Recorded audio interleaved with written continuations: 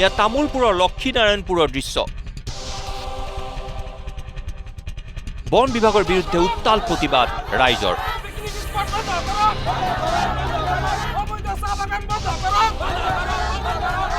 বনমন্ত্ৰী প্ৰতিকৃতি দাহ কৰি ৰাইজৰ উত্তাল প্ৰতিবাদ।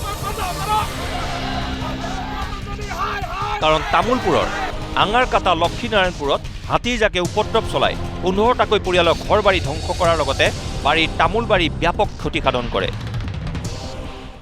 ঘৰত আছিলো হাৰাটা দিন হাৰাটা ৰাতি কিমান ভয় খাইছো আৰু বাচ্চাটো সি আছিল আৰু এটা বাচ্চা আছিল আমাৰ কিবা কিবি কৰি ইফালে দৌৰিছো আমি প্ৰেচাৰ কৰি আছে হাতী একদম ঘুমাবই নেদে ল'ৰা ছোৱালী লৈ পেলাই একদম দৌৰিব লাগে ইফালে চব আমাৰ ঘৰ চৰ ভাঙি দিছে চব ভাঙি দিছে একো নাই চাউল দালি একো খোৱা বস্তু একো নাই।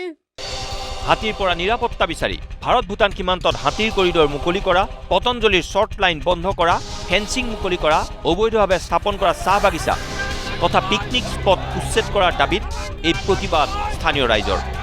আঙাৰকাটা বৃহত্তৰ অঞ্চলত সদায়ে হাতী মানুহৰ সংঘাত চলি আহিছে, কিন্তু যোৱা ৰাতি বিশেষকৈ ইমান ক্ষতিসাধন কৰিছে, মানে ২০-২৫টা পৰিয়ালৰ বাসগৃহ সম্পূৰ্ণৰূপে মানে বিধ্বস্ত ক্ষতিসাধন কৰিছে।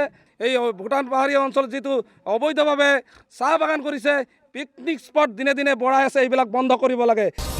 তামোলপুৰৰ পৰা ৰমেন দাস, নিউজ লাইভ।